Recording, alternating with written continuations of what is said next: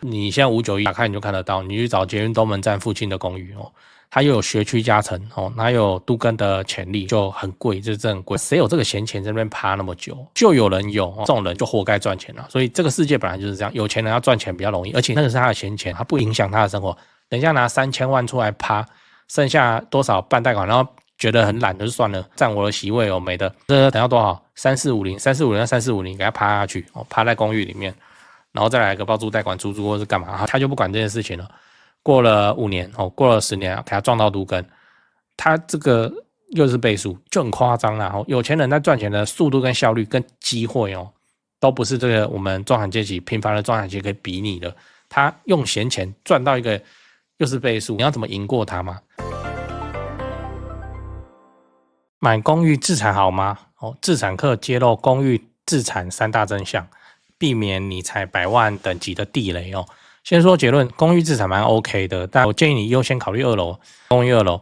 什么水管弯折处什么有没的那个小事情哦。那你买的时候有整理，应该都没什么状况。那你的租客跟买家就会多了老人这个族群哦。再来就是公寓5楼，因为它通常是这整个公寓里头最便宜的房子，便宜要看哦，它顶多有增建隔套收租收的好好的，它也不见得会是整栋最便宜的哦。订阅买房阿元，我先祝你老了有房也有钱。我们上一次影片聊了买大套房自产好吗？如果你还没看过的话，可以看一下。今天我来跟你讨论买公寓自产好吗？接下来我们来聊公寓自产。先说结论哦，公寓自产蛮 OK 的，因为它总价低啊，所以你买起来不会有什么压力。那我会建议你说，以现在的形态形势来说，政策环境来说，你应该是要等到你的首购席位都用掉了，甚至第2屋都用掉了，然后再来考虑这个低总价的公寓，因为公寓通常就是一个蛋黄区、蛋白区里最便宜的产品哦。我说的是高雄，那你要看台北的话，有的公寓很恐怖哦，到3、4千万都有，因为它有都更价值，安诺都安诺。所以你用掉首购席位哦，没什么问题的话，那接下来你能考虑的就是低总价啦。那低总价的话，公寓想当然会出现在你的视野哦，你的目标的选项里头。那公寓要怎么选？先说结论，买大不买小哦。逻辑是这样，现在大家的第一优先一定是电梯大楼。那要么是预算不足，要么就是没办法接受什么高公设，比如管理很烂哦什么的，他还会退缩到公寓里面去。当然，那个都更的玩家，这个是另外一件事情哦，这个再说。那既然我都退到公寓了，我又怎么能够忍受自己住一间小公寓呢？公寓是有那种2房的哦，2房的公寓我还看过哦，有点夸张。好，所以你在看公寓的时候，应该是优先考虑选择坪数比较大的，而且公寓很猛啊，那个前后阳台要推出去啊，室内实际使用空间很大啊，所以你就是尽量买大坪数的公寓。然后记得第一个优先条件就是地段要好哦，地段好的小公寓跟地段差的大公寓地段要好。再来你要知道买公寓的推荐楼层哦。接下来我们来讲买公寓的推荐楼层。先说结论哦，我推荐的是公寓2楼哦，1坪啊。每次讲到这个公寓2楼就一堆人跳出来说各种负面哦，说什么啊那个招牌灯光哦，那个水管弯折处，你家马桶等着喷大便吧，讲了有的没哦，楼下很吵，楼下如果是开那个自助餐，蟑螂一大堆。都讲这些哦，但公寓2楼，你有没有注意到为什么公寓2楼在市场中流通那么稀有？你开591去看，是不是在卖的都4楼、5楼？你要找到一间2楼很不容易呢，1楼反而还比那个2楼还多，因为1楼店面价值通常卖很贵，卖很久哦。那2楼的话都很 OK 哦，老人家还爬得上去，这是真的哦。我们的前央行总裁彭淮南彭先生就说什么，他父母年事已高，爬公寓没办法爬，买林口。那时候70几岁，他父母年事已高，还在那边爬公寓，80几、90几的老人在爬公寓，还是可以爬嘛？对啊，就这样。OK， 好，那公寓2楼的买家可以包含到退休的老人哦，就真的那当然就是一些比较经济实力比较没有那么 OK 的老人，可是他们买个公寓了 OK 啊，是 OK 的，他就是上不了电梯大楼，然后来买公寓2楼，然后觉得自己还能爬楼梯，可能70几岁的老人，现在70几岁蛮猛的呢，现在70几岁。跟以前我们小时候印象中的70几岁是差很多的哦，像现在退休年龄都延到65，你看他头好壮壮，然后还在工作还是干嘛，当打之年的感觉，这就是现代科技吧，我也不知道。现在你要真的要撑到老人应该要到我个人认为标准可能要放宽到80以后，真的你早上去菜市场，你看多少90几岁、80几岁自己在那边买菜回家煮，然后他也是如果你在爬，夸张啊！我以前都觉得70岁就很老哦。我现在看看，好像不是这样呢。那个70岁可能身体比我还要好。公寓2楼的买家可以包含到这样子的老人，就比较没有经济实力了啦。那就是我们会说公寓的硬伤是什么？没有电梯哦，没有电梯，所以老人家基本上能不要考虑公寓还是不考虑公寓，就预算范围内哦，因为他腿脚都不利索了嘛。就是爬楼梯都怪怪的，然后老人膝盖很常有问题，你有没有觉得哦？然后你叫他爬个5楼健身，这是磨难哦。但是你叫他爬公寓2楼，他自己都觉得这没有关系，慢慢吐也吐得上去哦，爬到2楼很快。所以有一些手头比较紧的老人哦，是可以接受公寓2楼的。1楼我们不讨论，1楼哦都是溢价啦，溢出来的溢价，溢价是说它就是一个公寓1楼，然后它可以开店面。他其实现在没在开，他就跟你说这也可以当店面，他就要卖店面的价钱哦，那个见价都见不到的，变成你自备到他开价的，你成交价的5成6成很常见的事。然后再来说，他门口可以停车，停他自己家的车，好，所以他要卖你贵一点。他的门口现在是车库，很多嘛，人家做生意的店面哦，结果他是拿来停自己的车哦。OK， 好，那他就说这个车开出去以后可以租人哦，所以这是金店面啊，他就要卖你店面的钱哦。1楼很飘啊，我们不讨论。1楼是另一种题目哦。那老人家愿意住1楼，其实公寓1楼这个在市场中的买方很难得。如果你今天是公寓1楼的持有者，你也不愿意卖便宜哦。整排的公寓1楼都没有人在做店面，你也说你的是金店面，你可以开个文青小店、咖啡厅收租怎样怎样，你会这样子。对，那所以优先的话选择还是公寓2楼，找不到公寓2楼的话，公寓5楼哦。我说我现在的身份又不是老人哦，是自产哦。通常来说，公寓5楼哦会是公寓里头最便宜的房子，可是它的地坪一样哦，就是它分到的土地是一样的，这是在都更中最有优势啊。有一些比较早期的哦，会有在整栋公寓只有4楼，那就是4楼哦，就是最顶楼的那个最便宜的房子。你也不会因为你买的是什么公寓的其他楼层哦，那你的租金拉的比较就高人家很多，是也不会哦。所以如果你要长期资产，你买5楼就好了，你也不用担心不好租，因为租客就知道这是公寓啊，就是要爬楼梯，他还来看，就是他接受嘛。最后你要知道你要怎么挑公寓哦。最后我们就来讲挑公寓要注意的事情。第一点，注意环境卫生哦，就是你在中介带看的时候，从大门就要看了，看什么？看这个公寓有没有干净哦。公寓是这样，它没有管委会，也没有什么公积金，通常是怎样？就是一个比较热心的邻居来帮忙处理一下，然后大家协调一下哦。就什么每年洗一次楼梯之类的哦，大概都是敦亲睦邻，用巧的，还都住那么久，10几年都认识这样。所以如果你去这个公寓发现的时候，哇，它楼梯好脏，都贴满广告不处理，那口香糖，然后狗尿尿，这很多公寓的那个楼梯或那个尿骚味，那个不是说哪个人那么夸张，在那边公寓大小便，不是，那是宠物哦，动物狗尿尿，或是楼梯间堆满杂物哦，鞋子到处乱喷，像这张来，你看是不是很有既视感？很多公寓都这样嘛，对不对？摆到人都走不过了这种，你就要考虑一下。像这种环境哦，你不要说租客喜不喜欢，你自己都不喜欢了。然后公寓还会发生一个状况，就是有事找不到人处理。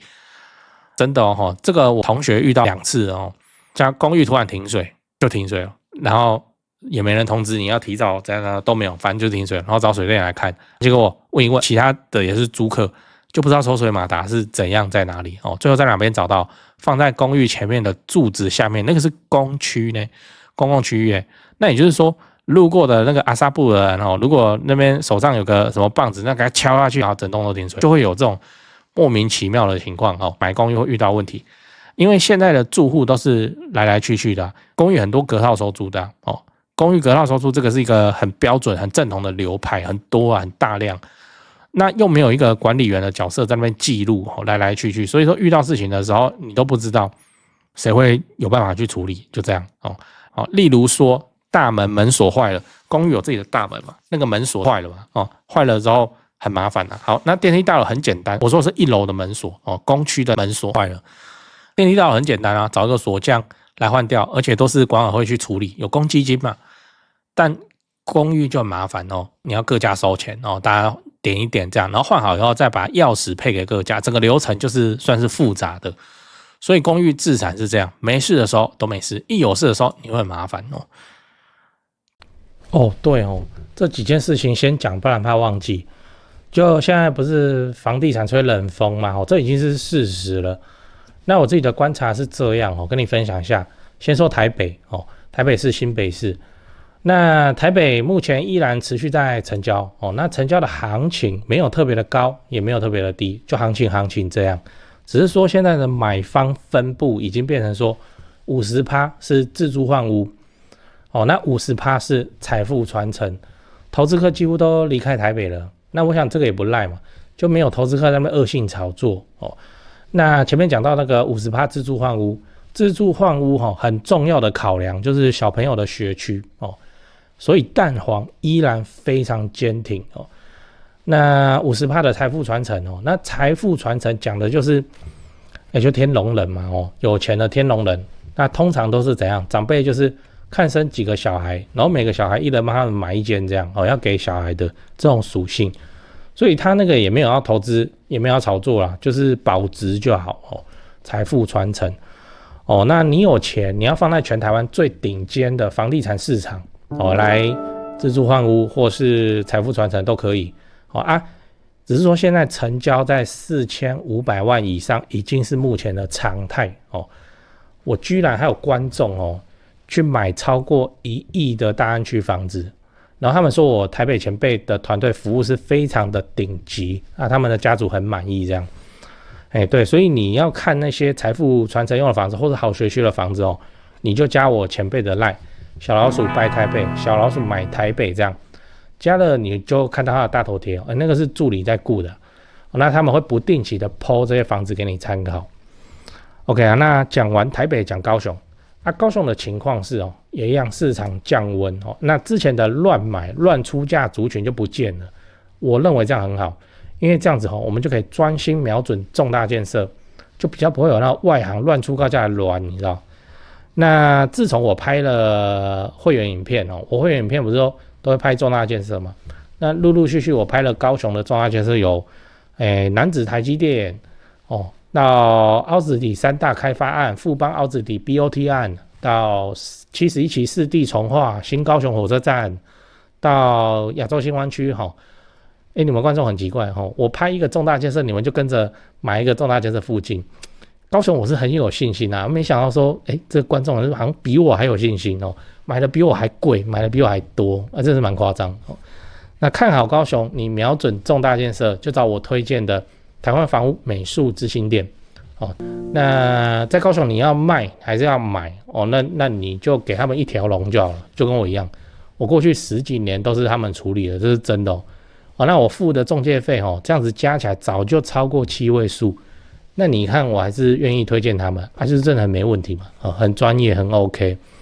他们的 LINE 是小老鼠 go go go go go 小老鼠5个 go 那他们有答应我说会 po 在这支 LINE 的房子是都会挑过就是专门给买房阿元的观众，那这些房子都怎样，都适合自产，也都在重大建设旁边，你可以加那个 LINE 来看看高雄没有台北那么贵祝你自产顺利，来高雄玩得开心，赞赞。讲故事这是一个我听来的故事，你也听过的话纯属巧合巧合就巧合小董是中产阶级工作收入还算稳定，之前就跟老婆商量好要买一间自产用的房子，但是因为自住的房子才买没几年，要再拼一间电梯大楼很有压力，所以他就想说就退一点，就说往后选。一开始小董也没有想到特别要哪一楼，可是他去看了好几栋，发现公寓还不错，公寓的2楼居然有在卖，然后去看看还不错。你看嘛，1楼怕淹水，怕刮风下雨的时候水灌进来，或是蟑螂蚂蚁。4、5楼的话，平常上下楼就算了，如果去日常采买，大包小包又很累，他就还是很细心的去打听清楚公寓附近的周遭环境就拿着那个手机到处乱拍，连隔壁栋外墙的状况都把它拍一拍看有没有裂缝或者什么，看有没有结构问题。然后还去附近的超商或早餐店早餐店老板那边做10几年，就问他们会比问超商流动的店员还要准，说晚上这里乱不乱会不会有人大吵大闹反正他就选了一间2楼的公寓，然后开价也都 OK， 屋主说好像也是继承来的，就很随便很轻差处理，赶快分钱这样，那就成交了那整理出租什么的也都堪称顺利。有个小家庭要跟他打长约，因为小朋友要在这个学区上学，他要那个挂户籍。小董就说那应该没差吧，反正我就躺着收租就对了。OK 好，那小家庭也承诺说反正我们就要这边养小孩，所以也不会乱搞或者什么，然后就相安无事就对了。相安无事2年以后，他有一次去台中玩，租客打电话来就很急躁，就骂他，晚上痛骂他就说我们明明都准时都缴房租啊，为什么楼下大门门锁换锁都没有人跟他讲？他现在大包小包跟小孩子都进不去，小董就很傻眼就说啊，我也不知道，那就先安抚好租客，然后请邻居帮忙开门，剩下的他来处理。然后小董只能马上就赶回他自产在新北赶回新北，他台中晚了，让他冲回去。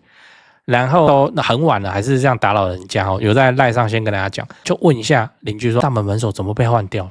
那也因为不知道是谁换的嘛然后隔天他就挨家挨户的问到是4楼左边那个换的，然后4楼左边的那个就说因为那个楼下大门的门锁突然坏掉然后他看这样关不起来，他就先直接找认识的锁行就直接换了。你的钥匙在我这备用的嘛，来这给你就这样，我没有你的电话，所以没办法跟你讲怎样，莫名其妙就会有这种奇怪的事就这样。好，公寓就没几户，有在敦亲睦邻，我跟你讲没有，现在社会就是这样，你不认识我最好就这样。所以即使就住楼下，他通常也不会有谁这么热心去有全部人的那个联系方，就这样好吧，那摸摸鼻子，多打几个大门钥匙给租客然后就跟租客说这个是疏忽啦，就说什么突然坏掉你们也出去上班，小孩在上学你们都不知道，结果那个4楼就直接就换了，也是为了大家好怎样就造成你们的困扰，真是不好意思那个家庭也好吧，那换了就换了为了表示诚意，他还主动就当月的租金就给他降2000块这件事情就平掉了小董就知道说没有管委会的公寓有事情起来的时候处理起来真的是颇麻烦，所以他也决定就是要等满5年然后他就要把这个房子卖掉，换成有管委会的电梯大楼，比较贵就比较贵，他就买比较小这样才不会自产上就事情风雨会比较多。他已经选到3房家庭租客最没事的族群，还是有一些出逃要处理，就这样。那故事讲完了那因为他还在等嘛，所以他也还没有去换房子。他学聪明了，就是先跟隔壁的邻居讲，还不止他这一栋上面的邻居，还有左右邻居1楼左右的都看他换到电话号码，然后说遇到有事情的话拜托帮忙先处理，他就先给钱还是怎么样这也算是没有办法中的办法，就希望说后面可以就相安无事，就这样。然后之后下一个要换，他要换到有管委会的地方去，就这样。再补充一个都更都更流派，我还是建议都更以现在虽然台北市都更万箭齐发有的没的，那都更这个事情我个人认为是有钱人专属的战场，就是说你有一笔钱趴在那边10年20年对你的生活都不会造成任何影响，就是你的闲钱就足够去买台北市的老公寓，这种人再去做吧。你不要这边把自己的人生的资产all in 在一间等都更的公寓里头，你住也住得不舒服不开心，然后都更也是遥遥无期，然后又很依赖政令，政令有你就有政令没有就没有，怎样的问题也是很多。所以公寓长期自产还有一个流派那边等都更，一等到就是倍数，只是这个倍数目前看起来没有谁那么顺利，叫做他买了过2-3年之后就都更了，没有这么顺利了，因为都更会有前兆，人家都在收就在谈就要干嘛，所以这边是有都更潜力的公寓，价钱已经都很高了，都已经非常的高了。此时那个公寓4楼最高4楼的公寓4楼跟最高5楼的公寓它的优势就跑出来了，对不对？它优势是什么？地坪跟大家一样地坪跟那个1楼这边说有店面的它是一样的那就可以谈到很不错的利润就是这样。这是都更流派长期的自产做法，但我认为这是有钱人专属，就是说你看台北市公寓多少钱又有都更价值都更潜力的公寓多少钱2000、2500吧，而且这个还不是什么大安区信义区如果是在大安信义的话3000万的公寓我们也都看过，你现在591打开你就看得到，你去找捷运东门站附近的公寓它又有学区加成它有都更的潜力，就很贵，就是真的很贵。谁有这个闲钱在那边趴那么久？就有人有这种人就活该赚钱了。所以这个世界本来就是这样，有钱人要赚钱比较容易，而且那个是他的闲钱，他不影响他的生活。等一下拿3000万出来趴，剩下多少办贷款，然后觉得很懒就算了，占我的席位没的。这等要多少？3450给他趴下去趴在公寓里面，然后再来个包租贷款出租或是干嘛，他就不管这件事情了。过了5年过了10年给他撞到都更，他这个又是倍数，就很夸张啦有钱人在赚钱的速度跟效率跟机会都不是这个我们中产阶级平凡的中产阶级可以比拟的。他用闲钱赚到一个又是倍数，你要怎么赢过他嘛？所以说都更我不建议你，如果不是就专做都更的什么超级专家相关从业人员的话，我真的是不建议上班族这边去跟人家拼都更都更很可能是你的下一代在数钞票。但你反观我们高雄，高雄更不应该去做都更，高雄谁要跟你都更？就你看从化区空地还那么多哦，即使是高雄市美术馆，你自己去数空地还有1/3哦，所以对啊，高雄更没有都更的玩法。那还是有人在等谁？就不是等建商，等市政府哦，因为什么结构安全、危险老旧怎样怎样，它势必要重建，还是有人在等。我不是有去拍吗？魏武营迷迷村那边屋龄都40几呢，40 up 呢，然后那个又更早期了哦，所以那边很多房子只有4楼高哦。很酷的地方，外墙都彩绘了，彩绘很漂亮，可以去看。讲这些干嘛啊？反正就是这样了。哦，公寓长期自砍，我不建议去赌都更，除非你钱很多哦，闲钱很多，你闲钱就3000万了，那你就去等吧。